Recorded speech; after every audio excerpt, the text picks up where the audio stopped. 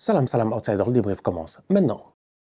Liverpool l'emporte aujourd'hui 2-1 face à Wolverhampton et de son côté Tottenham l'emporte 1-0 face à Manchester United. On va d'abord commencer par Liverpool qui a gagné 2-1 face à Wolverhampton. Entre vous et moi, sincèrement, il reste 13 matchs à jouer en championnat et sincèrement, je ne vois pas dans quel monde Liverpool va perdre les 7 points d'avance. Je pense qu'on peut déjà dire que Liverpool est un champion élu. Aux États-Unis, c'est comme ça.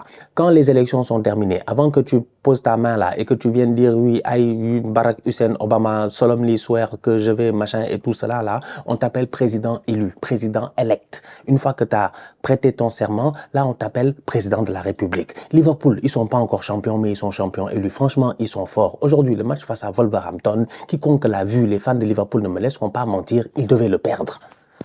J'ai allumé mon micro, c'est bon, je pensais que j'avais pas allumé mon micro. Ils devaient le perdre. Au pire des cas, ils font match nul. C'est une équipe de bandits. Ce qui s'est passé à Everton, ça s'est pas passé cette fois-ci. La dernière fois, face à Everton, c'est Tarkowski qui vient, qui égalise à la dernière minute. Dans ce derby-là, ils perdent 2 points. Le fan d'Arsenal en moi, il est content. Aujourd'hui, ils jouent Wolverhampton, ils mènent 2-0. Ils sont tranquilles dans le match. En deuxième mi-temps, ils arrivent, ils font une non-performance. Liverpool a sorti peut-être sa pire performance en Première Ligue aujourd'hui face à Wolverhampton en deuxième mi-temps. Ils sont à domicile. Ils n'ont pas un tir depuis le penalty de Mohamed Salah. C'est-à-dire qu'en presque 1 heure de temps, à Anfield, Liverpool n'a pas eu un tir cadré. Ils n'ont pas été dangereux. Ils n'ont pas réussi à s'en sortir. En toute honnêteté, c'est une équipe de Liverpool qui a été aujourd'hui pressée, joué par Wolverhampton. Wolverhampton a fait des choses, je ne pensais pas qu'ils savaient faire. Sincèrement, ils m'ont impressionné. Depuis qu'ils ont changé de coach, ils ne sortent que des bonnes performances, globalement parlant. Ils sont en train de s'éloigner un tout petit peu de la zone de relégable. Ça aussi, faut le saluer. Mais je ne m'attendais pas à ce genre de performance aussi osée à Anfield. Tu ne viens pas à Anfield face à Liverpool pour poser le ballon, tenter de jouer. Et aujourd'hui, c'est ce qu'ils ont fait. Matheus Cunha, dangereux, exceptionnel. Très bon match de sa part. C'est dommage, il y a eu pas mal d'occasions. Je dis c'est dommage parce que je suis un fan d'Arsenal, c'est normal. Je voulais que Liverpool perde des points. Ils n'ont pas perdu des points. C'est pour cela que je suis honnête avec moi-même en disant que eux, normalement, ils vont être champions. Parce que les Cunha, ils sont venus. Cunha a mis un très beau but.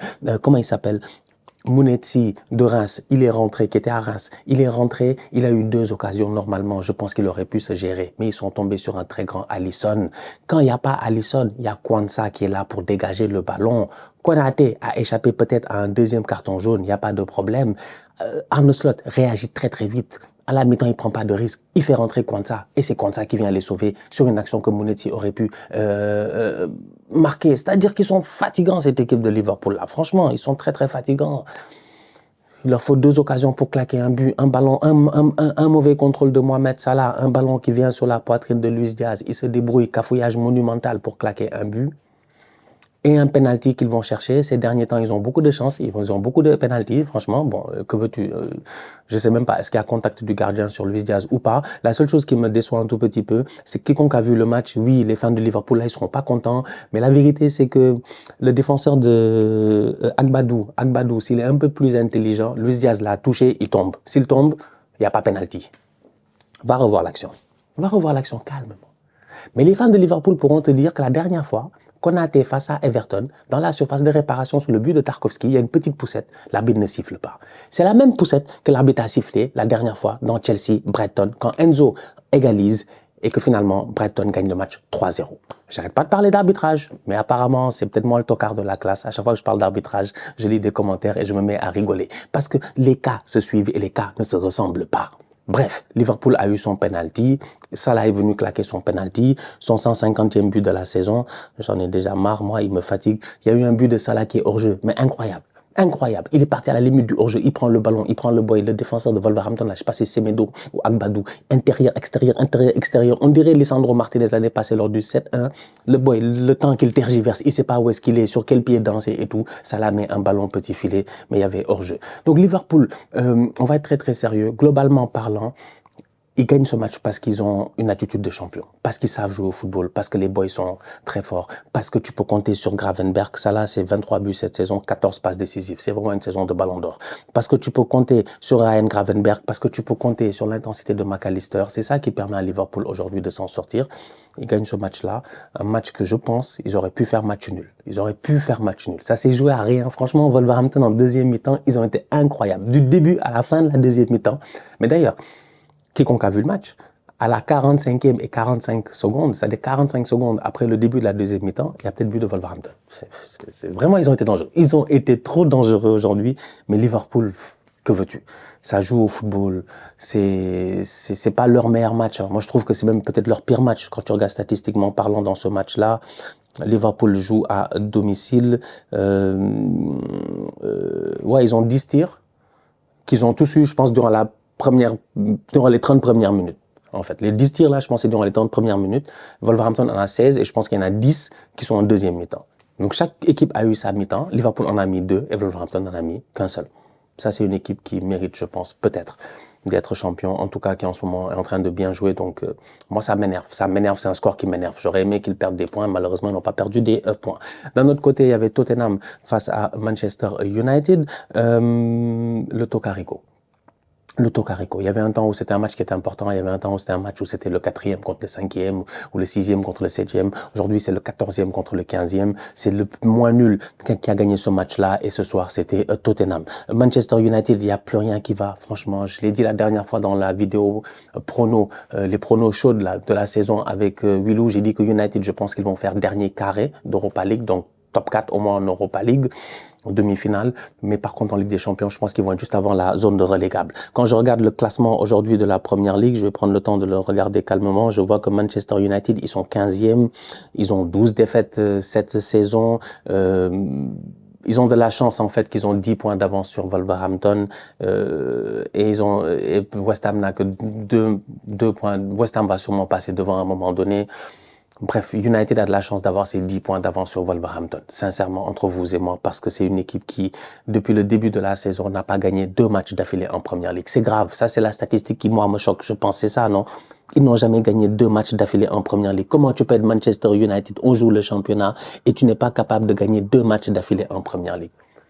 Ils sont incapables de le faire. Ils peuvent pas gagner aujourd'hui et gagner demain, c'est pas possible. Ils gagnent, ils perdent, ils gagnent, ils font match nul. Ils perdent, ils perdent, ils perdent, ils gagnent, ils s'en sortent, ils font match nul, ils perdent, machin, c'est nul. Aujourd'hui, tu me diras, il y avait des blessés, il y avait machin, il y a des boys, ils sont malades, ils ont pas de chance aussi. Ça aussi, c'est un manque de baraka. Non seulement ils sont nuls, mais ils ont pas de chance. Pas nul et malchanceux. C'est pas possible. Mais franchement, c'est ça qui leur arrive. Les boys ont un virus, ils sont malades. Amad Diallo, ton meilleur joueur, meilleur buteur, meilleur machin, je ne sais pas quoi, et tout, blessé jusqu'à la fin de la saison. Il n'y a plus rien qui va à United, en fait. Tu es obligé de faire jouer des boys de 17 ans, ton banc, moyenne d'âge, 17-18 ans, il n'y a que des gamins sur le banc. Le seul qui est sur le banc avec 100 et quelques matchs de Première Ligue, 180 et quelques matchs de Première Ligue, c'est Victor Lindelof, sinon il n'y a personne. United est venu aujourd'hui en Première Ligue face à Tottenham quand même, avec 7 boys sur le banc qui n'ont jamais joué de match de Première Ligue. 7 ou 8 gars qui n'ont jamais joué un match de Première Ligue. Même sur le terrain, il y a des boys qui n'avaient pas joué de match de Première Ligue. Non, c'est terrible. J'ai envie de dire une non-performance de la part de Manchester United. Tottenham marque très tôt dans ce match-là, but de James Maddison, bonne occasion, bien joué de leur part et tout. Maddison surgit sur un ballon qui est mal ressorti par Onana. Sinon, à part ça, qu'est-ce qui s'est passé dans ce match? 1 ou 2 frappes de Højlund quand il a essayé. Zirkzee a eu une occasion en première mi-temps, il l'envoie en haut. Garnacho a enroulé un ballon, le gardien a fait un arrêt. Bruno Fernandes, Casemiro, voilà, ils ont fait, voilà. C'est Dorgu sur le côté, il a essayé, le petit, il a 17 ans, que veux-tu? C'est compliqué, en fait. En fait, c'est une équipe, elle manque de vitamine C, elle manque de vitamine D, elle manque de sucre, elle manque de peps. On dirait qu'ils mangent pas. En fait, eux, on dirait qu'ils mangent pas. Sincèrement, ils sont joués aujourd'hui. Ils ont joué face à une équipe de Tottenham qui avait quand même, il y avait pas mal de changements. Bissouma, Pamatarsar, tout ça sur le banc. Tu fais jouer Bentoncourt et Bergval, Maddison qui se gère. Même pas un match incroyable de la part de Tottenham. En fait, c'était un match de tocard. 2 équipes de tocard qui sont réunies. Un consortium de tocards. Homme du match, peut-être Vicario du côté de Tottenham, parce que bon, on va dire que United a eu quand même pas mal de tirs. Des bons arrêts de Vicario. Ouais, 6 tirs cadrés. Bref. United Tottenham, quoi. C'est triste, c'est triste. Tu t'imagines, c'est United Tottenham, on vient parler comme si c'était, je sais pas, comme si c'était Leicester, c'était, je sais pas moi, c'était Leicester Burnley. C'est quand même, faut se respecter. C'est pas Levante Osasuna. Non, non-performance, sincèrement. Bref. 7 points d'avance pour Liverpool. 13 matchs restants. Le calendrier d'Arsenal est très compliqué. Liverpool, ils ont la Ligue des Champions. Nous aussi. Écoute, on va voir. Mais je pense pas qu'ils vont choquer 7 points. Je pense pas. Je pense pas. Je pense pas. Et à l'intérieur de moi-même, j'y crois. J'y crois. J'y crois. La famille, on se capte très bientôt pour une nouvelle vidéo. D'ici là, on continue à liker, on continue à partager. On s'abonne, on est ensemble, on reste en santé. C'est toujours le plus important. Tous outsiders.